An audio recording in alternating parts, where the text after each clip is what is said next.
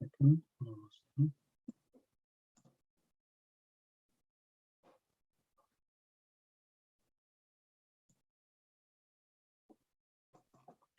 Okay, something happening on my screen.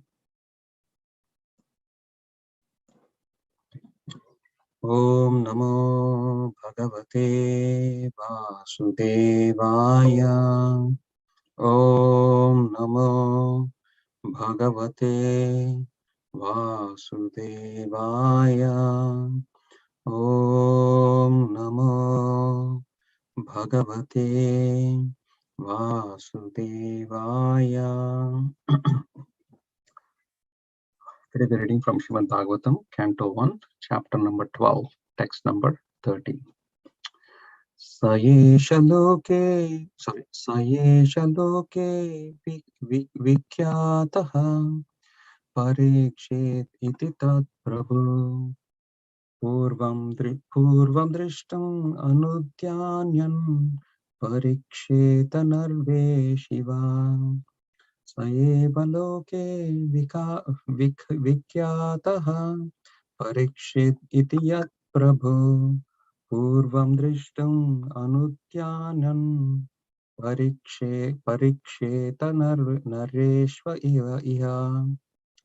Translation and purport by His Divine Grace A.C. Bhaktivedanta Swami Srila Prabhupada Ki Jai.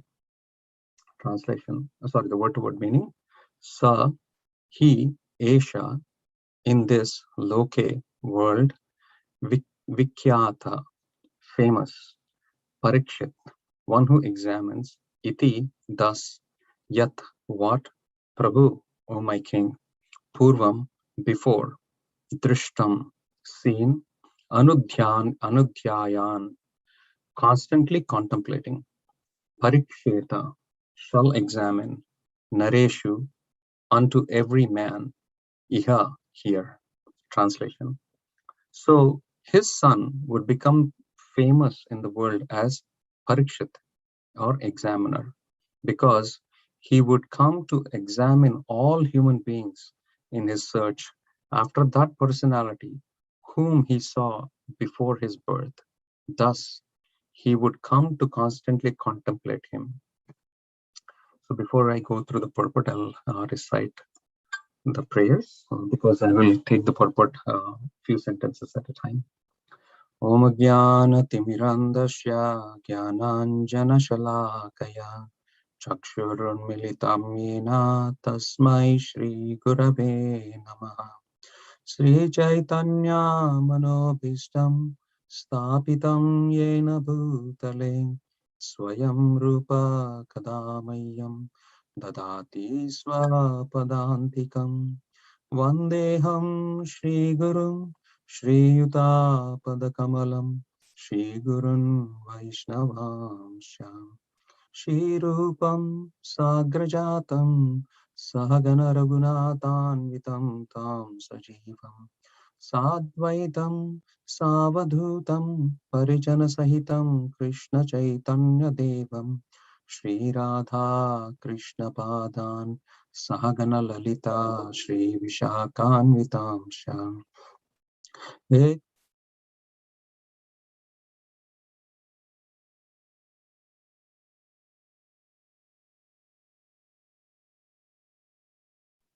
Hare Krishna, Prabhu.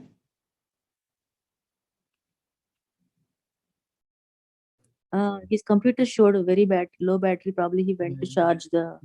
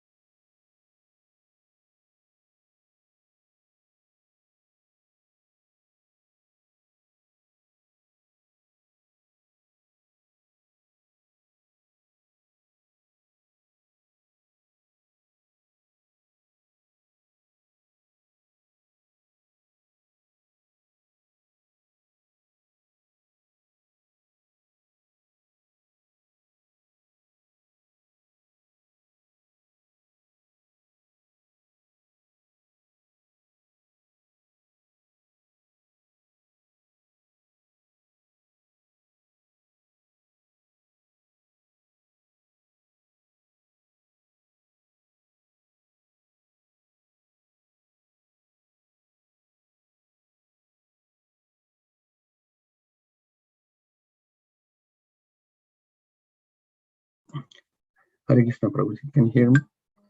Yeah, Prabhu. We can hear Sorry, you. I think my computer battery died. So I thought I was connected to the power. Okay. All right. We'll Video start. is, Yes, Prabhuji? your video is not on, Prabhu. Okay. A lot of technical difficulties today. Okay, I'll start on the translation again. So his son would become famous in the world as Parikshit because he would come to examine all human beings in search after that personality whom he saw before his birth. Thus, he would come to constantly contemplate him. Purport by His Divine Grace Shri Bhaktivedanta Swami Srila Prabhupada ki jai. Maharaj Parikshit, fortunate as he was, got the impression of Lord even in the womb of his mother, and thus his contemplation on the Lord was constantly with him. Once the impression of the transcendental form of the Lord is fixed in one's mind, one can never forget him in any circumstance. Child Parikshit, after coming from the womb, was in the habit of examining everyone to see whether he was the same personality whom he first saw in the womb. But no one could be equal or more attractive than the Lord, and therefore he never accepted anyone. But the Lord was constantly with him by such examination, and thus Maharaj Parikshit was always engaged in devotional service of the remembrance of the Lord by remembrance. So I thought I will take this purport in two different sections, and then let us examine a few things here. I think the first sentence is very powerful. What Srila Prabhupada is saying, right? What Srila Prabhupada is saying here is Maharaj Parikshit was very fortunate. He got the impression of the Lord even in the womb of his mother. So let us spend some time on understanding what does this word impression means, right? So we know this pastime of how Maharaj Parikshit was in the womb of Uttara, and then Ashwatthama threw this weapon of Brahmastra, which was targeted towards killing the the last progeny of the Pandavas, which is because Abhimanyu has already perished. He was killed in the battlefield, who was the only son, and then Parikshit, the future son, yet to be born, he wanted to kill him, right? And then we hear how Uttara seeks the Lord, and then how he's protected. So, and how was he protected? Krishna enters the womb, through the super soul, and there's a nice description given about how big the super soul was. Yes, the size of the thumb, and then he sees him, and then eventually the Lord disappears. But you'll notice that, but what had happened in this process is Parikshit has seen the Supreme Lord, and he made a strong impression within his heart. And that impression, continued through his whole life. So what is this impression? What is it? What is the meaning of impression? The Sanskrit word for impression is actually called a samskara. Samskara means it's an impression that is formed within our mind, which is the subtle body, or also even on the heart at the soul level too, right? Depending upon how strong that impression could be, or how non-material or how spiritual it is also. So in the Vedic, and then Srila Prabhupada will connect this word impression towards in the later purports. But this impression comes through experience, right? In this case, we are seeing how Parikshit Maharaj has had this experience of the Supreme, of the darshan of the Supreme Lord, and how Krishna protected him. And then he kept on contemplating, he kept on meditating on this impression of the Supreme Lord, so that the impression stays forever. Let us compare that to our own lives, right? I'm sure most of us have this experience within our own life, how the Lord has protected us, right? There could be several examples where the Lord protected us in situations. And often the Lord's protection, you will notice, just like how Parikshit Maharaj, the amount of time the Lord interacted with Parikshit Maharaj is very, very little time. He just got the darshan of the Lord, the Lord protected him with the covering, and then he disappeared. It's a very, very short experience, but a long-lasting experience. So similarly, I think the important takeaway, at least for me, when I was thinking about this, is each one of us, Krishna gives that experience. He may not give his darshan directly in the form of a visual darshan. There is different ways in which we can perceive the Lord, right?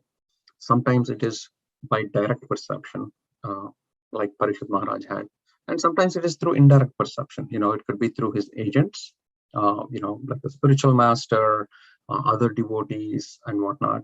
And sometimes it is through certain via media, like the material elements also. But the most important aspect here is that Srila Prabhupada is pointing out is the contemplation part.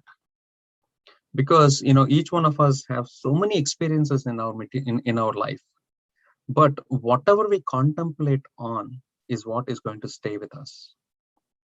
Otherwise, what happens is impressions or experiences disappear or fade away in time. But you can keep those impressions fresh by contemplation, by constantly remembering that experience and constantly meditating on that experience of how the Lord had impact on us. And then we are seeing the example of Parikshit Maharaj. And that creates that freshness being created by the past experience is what is going to make this impression stronger and stronger and give us a direction to go. So as we continue in the purport, once the impression of the transcendental form of the Lord is fixed in one's mind, in this case, Parikshit Maharaj had the form of the Lord, right? In our case, it could be a pastime, meaning an experience of the Lord. It's fixed in one's mind. One can never forget him in any circumstances. So when we contemplate and contemplate and contemplate, that impression becomes very strong. And then we will never forget the Supreme Lord in any circumstances, right? Child Parikshit, after coming out of the womb, was in the habit of examining everyone to see whether he has the same personality of whom he perceived in the womb. So in this case, the impression that Parikshit Maharaj had was the visual form of the Lord, and so he was looking for Krishna, or Vishnu in every person, right? He was trying to find, where can I find the darshan of the Lord again? Where can I find the darshan of the Lord again? So in our experience, I think that can also be meditated upon, because I'll give you an example. Probably we can correlate with it very quickly. But by taking that previous experience that we had and trying to look for the similar experience and in moment to moment, day to day basis, that is what is going to deliver us, right? That is what is going to make our connection to Krishna stronger and stronger. But in this case, Parikshit Maharaj could not find anybody else who could compare to the Lord, but no one could be equal to or more attractive than the Lord. Therefore, he never accepted anyone. But this is the more important one. But the Lord was constantly with him by such examination. So because Parikshit Maharaj was constantly contemplating on finding the Lord in every person that he saw, while he may not have seen the form of the Lord, but the Lord was always there with him. And that is a key point. The Lord was always there. And thus, Parikshit Maharaj was always engaged in devotional service of the Lord by remembrance. So some example I want to share is, and I think most of us can find parallels here.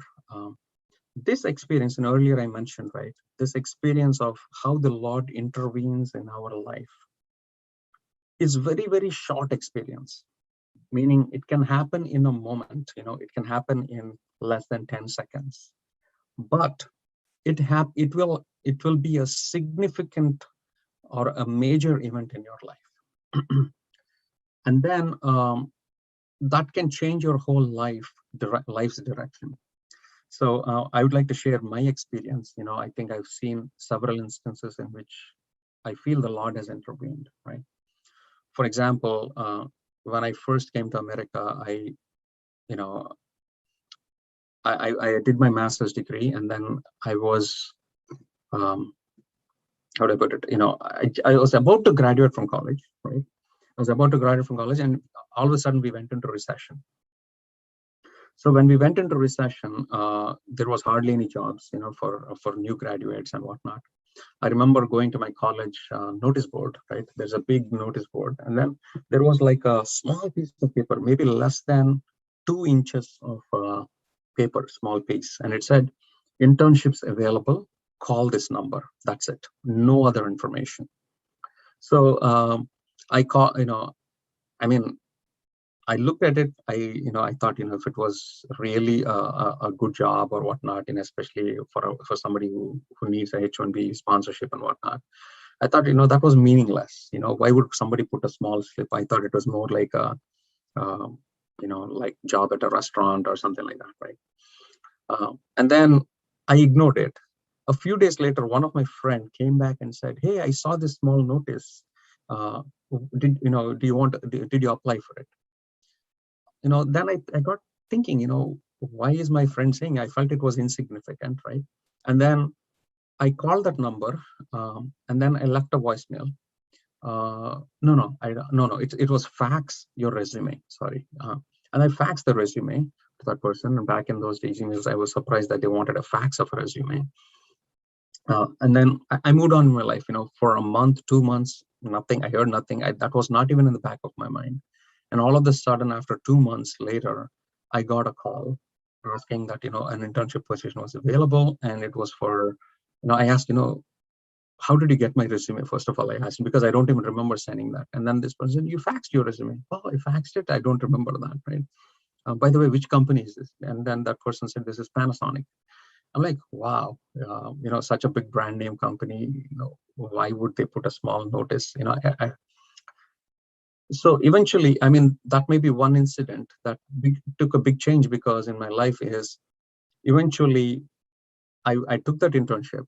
And then when I took that internship, after 6 months, the internship was about to complete. During the internship, I met somebody within that company who was who was a manager in my other department, right? And then I told him, I'm graduating from college. My internship is being done. If there's any positions, let me know. And then the conversation started there. And then it was my last day of my internship. And I knew that there was a position open. So I went to that person's room, and he was not there in that room. So the next day I was traveling to India to see my parents and whatnot. And I was about to walk out of the building. And right before we walk out of the building, there's restrooms right there. If it was 5 seconds later, right, I would have crossed the restroom. So at that moment, at that very particular moment, the restroom door opened, and the manager who I was going to talk to, he came right in front of my face. And I said, "Hey, Bob, this is my last day. I'm leaving." And then I said, "Okay, I just wanted to say goodbye. You were not in your office." He said, "Oh, I forgot, you were interested in the position. That position is still open. Let's go into my office and let's have an interview." And then for the next 15 minutes, I had an interview. He called one of his supervisors. He also talked to me. And then finally, the next day, they offered me the position. So, that was another instance where I saw that Krishna, if it was 5 seconds later, my whole life would be in a total different direction than what it was today. So eventually, I worked for the same company for 6 years. And that was my peak in Krishna consciousness, I'll tell you, right? Because if I had a lot of work in a given week, probably I would work 8 hours in that whole week. That was a kind of job I had for the first 6 years in my Krishna consciousness. That is when I just got introduced to Krishna consciousness in New Jersey. I'd go to the temple, it was a golden opportunity, I would say. The pay was not great, but still it was an amazing opportunity for me to grow in Krishna consciousness. And how I came to Krishna consciousness also, is very, very, everything happened in the moment, right? I was introduced to Bhagavad Gita in the past. I went to New Jersey temple on a Sunday feast. And then I was there for Arati, and I was taking prasadam, and I was about to leave for prasadam. And then I saw a front desk there, right? What devotee was saying, he called, "Prabhu, can you please fill in your name and everything?" And he was talking to one other person. I had no plans to come back to the temple, nothing like that, right? He was talking to another person. I just filled in my address and everything, and I filled it. I put it down. When I put it down, that person, while he was very intensely talking to the other person, he still picked up that piece of paper, and he said, "Prabhu, you did not check a box here. Are you interested in coming to Bhakti Vriksha? If you're interested, please check a box here." I asked, "What is Bhakti Vriksha?" He said, "It's just a spiritual gathering where we talk." And then I checked the box.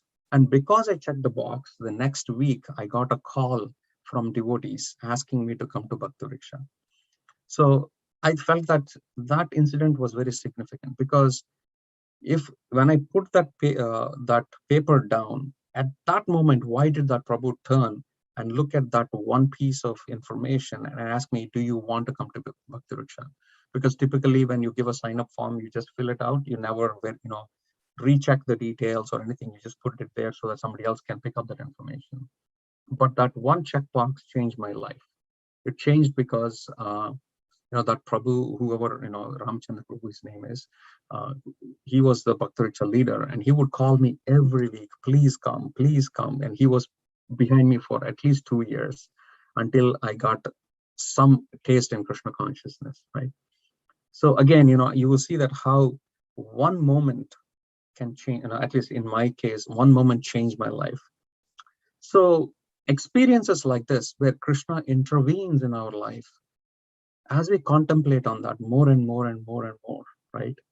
Then we start to see those moments, or we want to experience those moments again and again.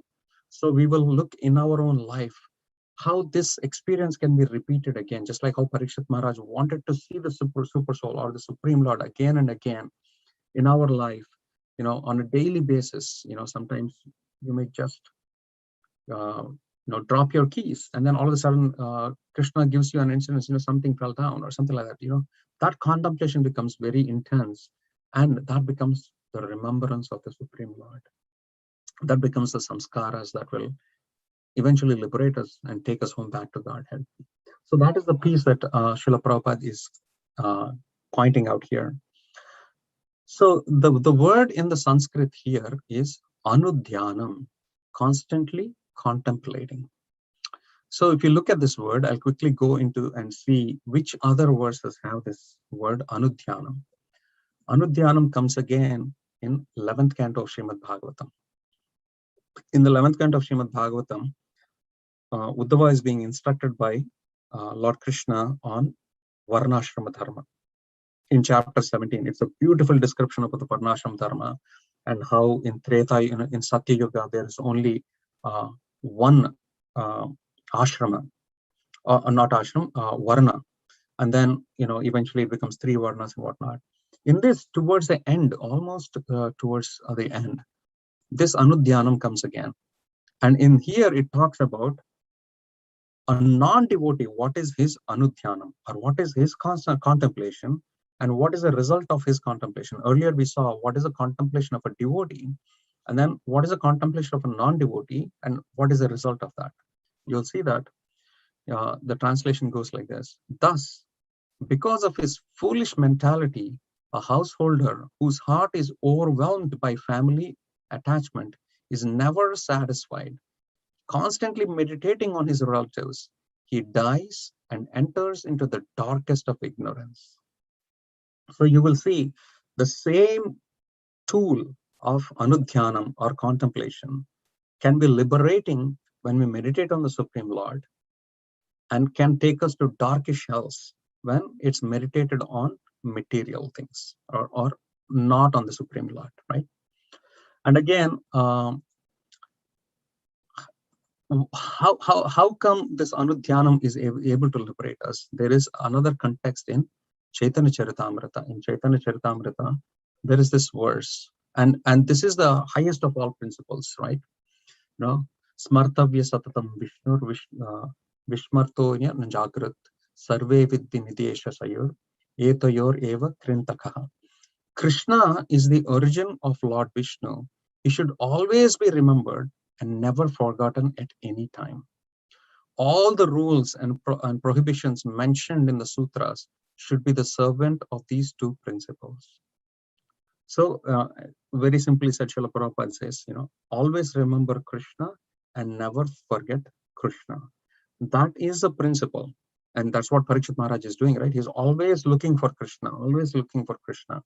And that should be the goal of the sadhaka. This is the goal of our life, to attain this consciousness of always looking for Krishna, always remembering Krishna and never forgetting Krishna.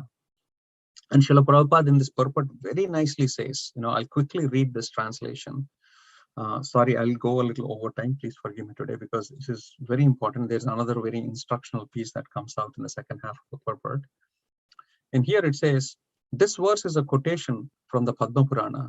There are many regulative principles in the Shastras. There is yajna, dana, tapa. There's so many principles and directions given by spiritual master. These regulative principles should act as servants of the basic principle. So what does it mean, servants of the basic principle? So you will understand in the principles of bhakti, there is something which is essential or the core part of bhakti. And then there are the supporting principles, meaning it's just like the house, right? For example, if you think the roof is the essential part of the house because it's going to give us shelter, all the pillars and everything that you put are the supporting structures. But the most important part is if you have the pillars, but you never have the roof, then there's no point. It's not a house. No matter how many pillars you put, if you do not put the roof, it's not a house. Similarly, there is the essential principles of bhakti, which is, that is, one should always remember Krishna and never forget him. So this is, you can think of like, how do you put it? In grammar, I don't know, maybe speaking the grammar, but there is something called an adjective and a verb, for example, right? Is adjective the right word? I don't remember. Okay. Anyways, there is the subject and the object or something like that, if you look at it like that, right? So the main principle here is always one should remember Krishna and then one should never forget him. But how can one achieve this one? Because when you should translate this to a verb or an action. And what is that action? It is possible when one chants the Hare Krishna. Therefore, one must strictly chant the Hare Krishna Mahamantra 24 hours daily. One may have other duties to perform under the direction of the spiritual master, but he must first abide by the spiritual master's order to chant a certain number of rounds. In our Krishna conscious movement, we have recommended that a neophyte chant at least 16 rounds. This chanting of 16 rounds is absolutely necessary if one wants to remember Krishna and not forget him. I'll repeat this again. This chanting of the 16 rounds is absolutely necessary if one wants to remember Krishna and not forget him. Of all the regulative principles, the spiritual master's order to chant at least 16 rounds is most essential. So how can one follow in the footsteps of Parikshit Maharaj, right, of trying to remember Krishna or see Krishna everywhere? It is through the chanting of the holy names of the Lord. So that is the first part of the purport. Now the second part, I'll read and I'll try to quickly summarize it. I thought I can go in detail. I'll see if I can go. Srila Jiva Goswami remarks in this connection that every child, if given an impression of the Lord from his very childhood, certainly becomes a great devotee of the Lord, like Maharaj Parikshit. One may not be as fortunate as Maharaj Parikshit to have the opportunity to see the Lord in the womb of his mother. But even if he is not so fortunate, he can be made so. Again, I'll repeat that. Even if he's not so fortunate to see the Lord, he can be made if the parents of the child desire him to be so. There is a practical example in my personal life in this connection. My father was a pure devotee of the Lord. And when I was only 4 or 5 years old, my father gave me a couple of forms of Radha and Krishna. In a playful manner, I used to worship these deities along with my sister. And I used to imitate the performances of a neighboring temple of Radha Govinda. By constantly visiting this neighboring temple and copying the ceremonies in connection with my own deities of play, I developed a natural affinity for the Lord. Again, I developed a natural affinity for the Lord. My father used to observe all ceremonies befitting my position. Later on, these activities were suspended due to my association in schools and colleges, and I became completely out of practice. But in my youthful days, when I met my spiritual master, Srimad Bhakti Siddhanta Saraswati Goswami Maharaj, again I revived my old habit, and the same playful deities became my worshipful deities in proper regulation.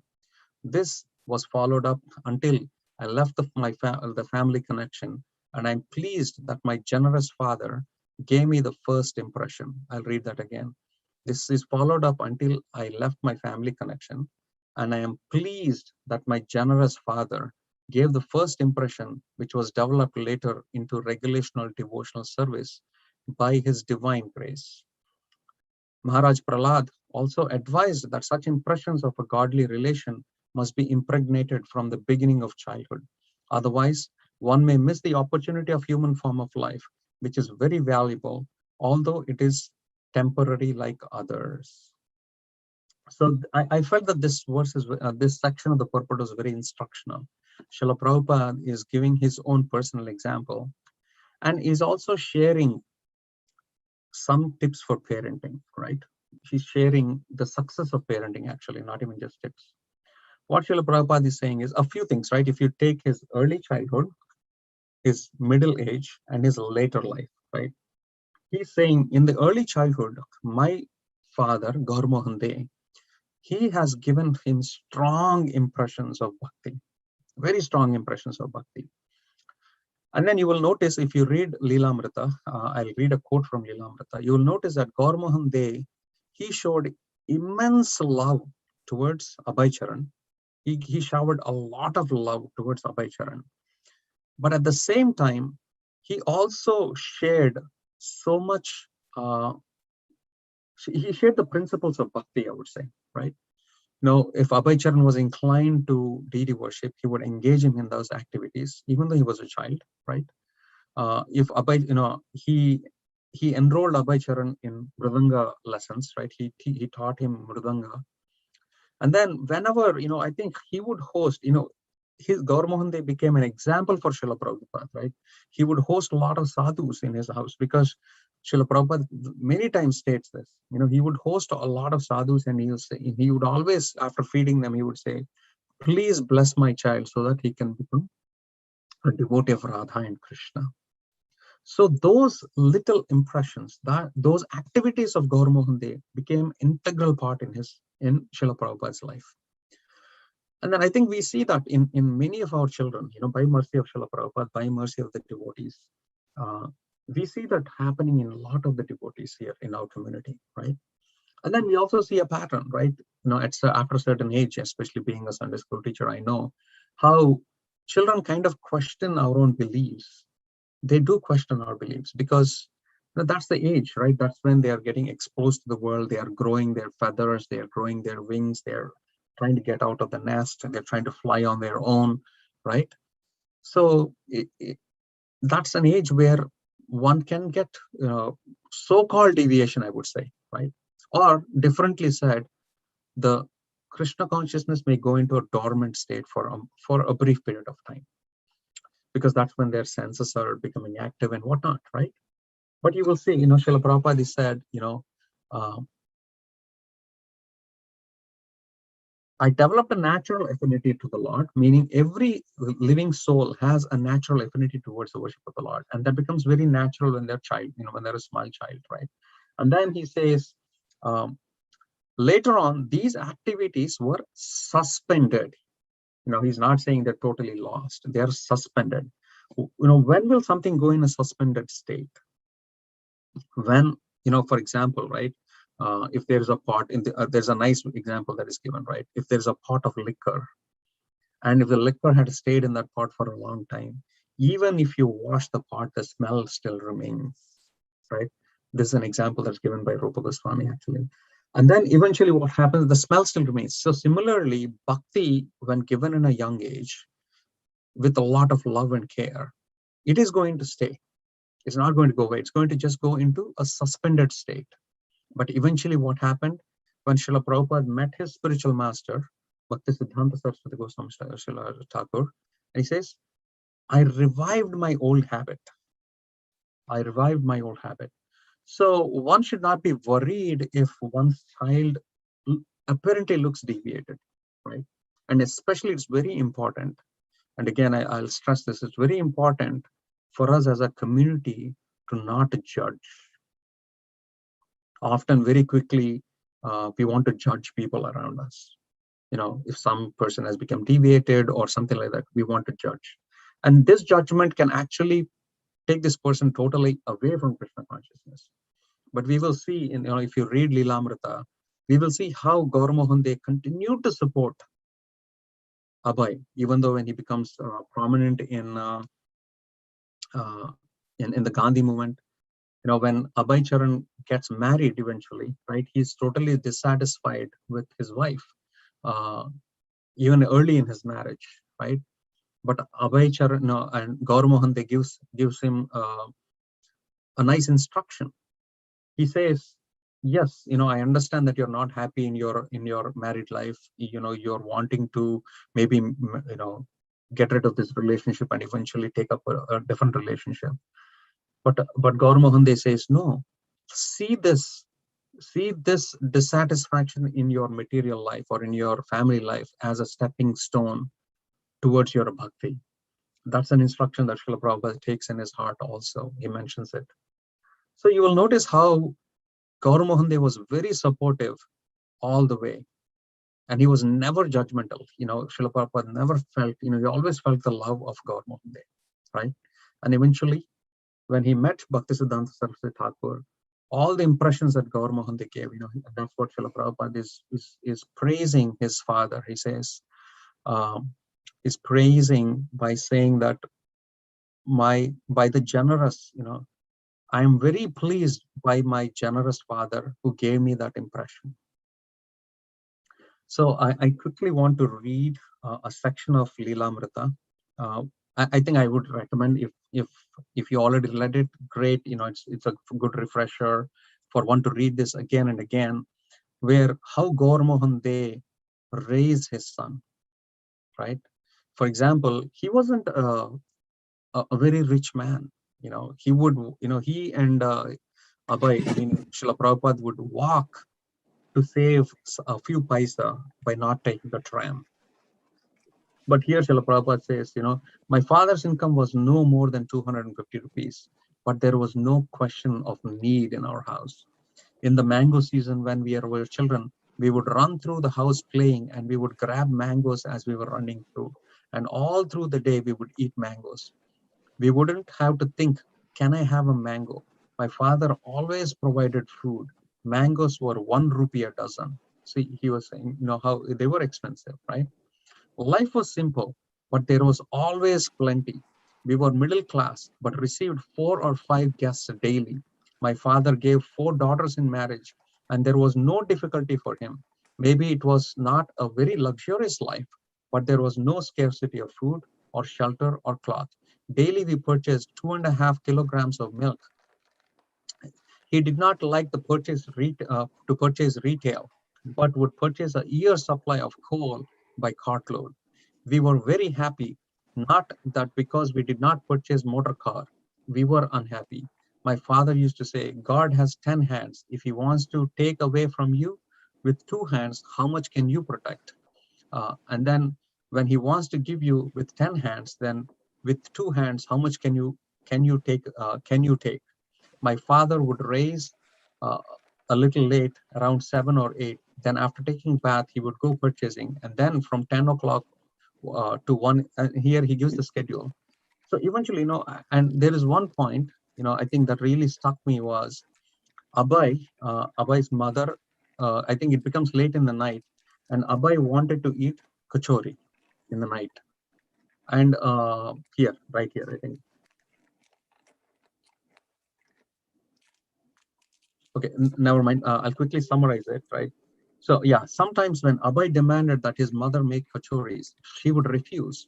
Once she even sent him to bed. When Gaur Mohan came home and asked, where is Abhay? Rajini explained how he had been too demanding and she sent him to bed without kachoris. No, we should not make them for him. His father replied. And he woke up Abhay, personally cooked the puris and kachoris for him. Gaur Mohan was always lenient with Abhay and careful to see that his son got whatever he wanted. When Gaur Mohan returned home at night, it was his practice to take a little puffed rice, and Abhay would also sometimes sit with his father. So you can see how Gaur Mohan they gave so much love. He made his children a priority. In essence, that's what it is. By doing that priority, what happened? Srila Prabhupada in the purport today, what he's saying is, Srila Jiva Goswami remarks in this connection, if given an impression of the Lord from the very childhood, certainly becomes a great devotee of the Lord like Maharaj Parikshit. And Srila Prabhupada is talking about these impressions that Gaur Mohan they put in his heart. And then Srila Prabhupada went on to spread Krishna consciousness across the whole world, right? So each one of us, we are here by the mercy or indirect mercy of Gaur Mohan Dey, I would say. Okay, this is where I would like to end. For parents who are interested, I do definitely recommend you to once in a while read that chapter 1 in Lilamrita about, trying to imbibe Gaur Mohan Dey in our own life so that we can create those impressions in our children. So I'd like to stop it here. Please forgive me for taking more time to explain this. If you have any comments or anything, any other realizations anybody else want to share, please go ahead.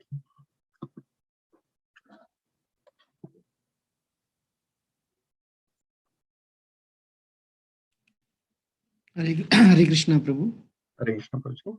Yeah, thank you so much. I mean, two different things that you explained. I mean, of course, one is what happened in your life. I mean, every one of our life. I mean, we can see, if we can look back, see that moment, how Krishna helped us to get connected to Him. Right? He's not going to leave us. So, I mean, we can think of. I mean, I was thinking about that as well. So it is nice thing to. I mean, it's very good impression that we will that developed right over the time. So that was one nice thing. Prabhu. Second thing, you took the example of Prabhupada, how the impressions got created in him from the very childhood through his father, right? That lived, and then he distributed that same thing to his disciples, right? In the Yes. same way. Yes, Prabhu. Thank you so much, Prabhu. Thank you, So Prabhu. nice.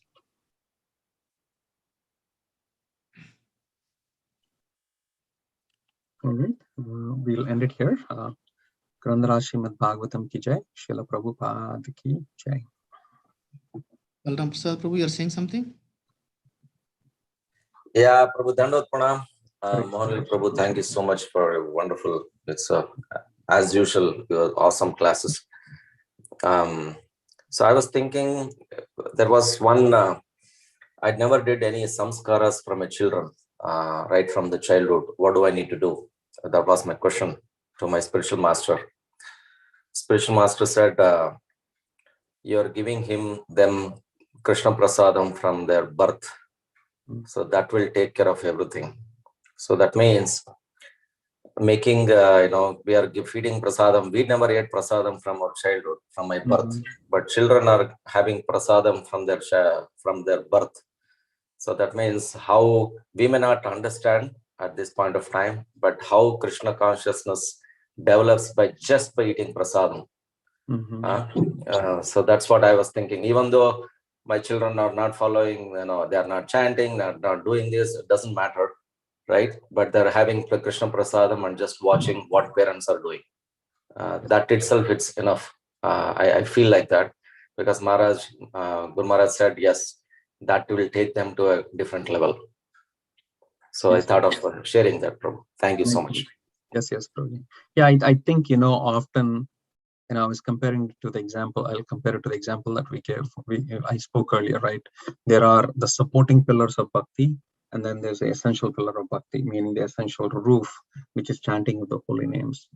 Often what happens is we try to force that essential principle on, on kids especially, then they will, because it's not coming from their heart, it's because becoming as an instruction that can create a rebellious nature. But if we focus on giving the principle or the pillars, right? For example, like you said, Prabhuji, if you give them prasadam, right? Who will say no to prasadam, right? And especially our kids, they love Krishna prasadam. They have very limited choices.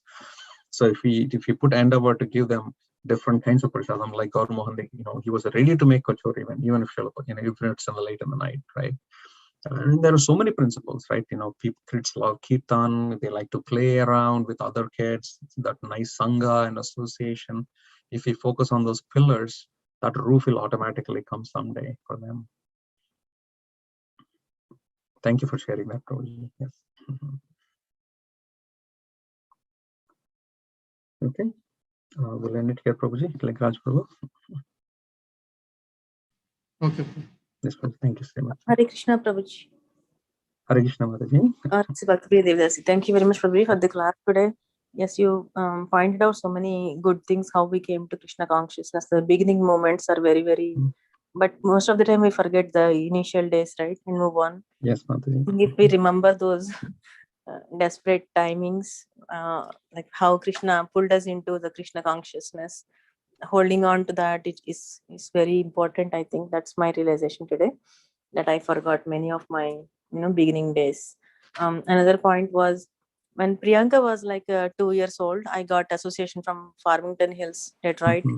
Remember, I Yes, see Mataji. now, I see a big difference in Priyanka and Nainika's how they take the Krishna consciousness. Because Priyanka was introduced very early. Now she is chanting 9 rounds every morning. But Nainika, I struggle because first 4 years I did not bring her to the ISKCON temple much. So that impression, I struggle with Nainika a lot, because she challenges me a lot. Of course, she understands, but she would not agree Krishna is the Lord. The ego doesn't let her. No, I'll stop you. I'll correct. I would say I won't correct you. Okay. Probably yes, Mataji. I would say is sometimes there's a bamboo tree, right? A bamboo tree will have deep roots. It'll grow its deep roots first, and then it'll shoot out later. It takes at least 6 to 7 years for the tree to come out, but the roots are growing. Krishna has his way to bring his children to Krishna consciousness. We are just instruments. Let's not judge them. Just give them love, Mataji. If this is your choice, respect that choice. When they become older, they will remember you, and then they will take up to Krishna consciousness what you did. Okay, Prabhu. Don't even tell her that this is not you're not meeting my expectations. No. Yes, Mataji. Sorry. I'm sorry to interject. No, Prabhuji, you're telling me the thing only. I think Yes, I'm very hard on the little one because I worry a lot. Just enjoy her association, Mataji. That's what I would say. She knows the philosophy. She tells me many times when I do when I don't do Krishna conscious, she tells me how you should do it. But I mean, I can give you one. I can give you one example, right? I used to have a Sunday school student. He would be very challenging. He would just come because he was forced to come, right? I used to have that. Eventually, he became busy with his college and everything. One day, something happened in his life. Meaning he had some conflicting with his friend, basically, right? The first thing that he turned to is the temple. He knew that this is a house where he'll get answers. This is a house where he can get his questions answered, basically. End of the day, this is going to be the shelter. Just like if you're if you need something in this world, we turn to money. When there is a problem that's created in our mind because of the early days of Krishna consciousness, because of what the kids are seeing parents do, when they look for answers, when they don't find an answer everywhere that they think the answer is there, they will turn to Krishna consciousness. I'll give something that really inspires me, right? I will tell you, is Gauravani Prabhu, right? Gauravani Prabhu, he is very well-known Kirtaniya. He's like a role model for the Gurukulis. So all these people came to Krishna consciousness at a very young age, but because of back in those days, it was much more stricter, right? Because of the early days of our movement, people didn't know how to raise kids. Now by experience we learned that we're getting some insight from others, right? Gauravan Prabhu says, he totally left Krishna consciousness for a period of his age. But then he says, it is my mother's prayers that brought me back. She never judged me. She was always there to love me. She never questioned what I did. But I knew that if there was anything that bothering me, my mother is there always for me. And her faith is what brought me back. It's not her instructions to do something or whatnot. Her faith brought me back to Krishna consciousness, right? He at one point of life, he wanted to pursue his career in Hollywood and everything. He tried so many things, but he said at one point, I turned to Krishna consciousness because of my mother. And then that's what Srila Prabhupada is also saying in today's purport, right? He totally got deviated because of material education and whatnot.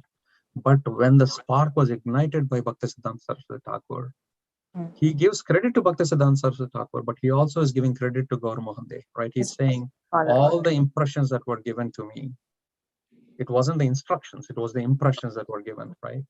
That brought me back to Krishna consciousness. That's what Srila Prabhupada is giving his own example. So let's not worry about him. Let's just share our love. If they're able to pick up 10 pounds weight, let them pick up 10 pounds weight. If they're able to pick up 50 pounds weight, let them pick up 50 pounds. But if you force them to pick up 50 pounds, it will only break their arm. Okay, Prabhu. Okay, I'll keep this in mind. Thank you so much. Yes, Prabhu. I'll work on it, Prabhu. It's like Yes. I need to be more patient with her. Yeah, and that's what Rupa Goswami says, right? I wanted to touch on this principle, utsahan dhairyat nischayat tat karma pravachanat, right? He says patience, and in that context, Srila Prabhupada says tolerance and patience. He says one should tolerate fellow devotees' shortcomings also, right? Yes, Prabhuji. Yeah. Yes, so that's fine. Yeah, because there is pressure on us because we feel that we work where we see value, we hope our kids see value. They will definitely see, just because. And because the whole world gives value to that green paper, we value that green paper, right? Yes, Prabhuji. So similarly, yes. Sorry, Okay, Mataji, if I interjected you there. Thank you so much, Prabhuji. No, I am really fortunate to have all of your association and support. Otherwise, how can I, so thank you so much, Prabhuji. Yes, Mataji. Okay. Okay, Prabhuji, we'll end it here. Lingaraj Prabhu.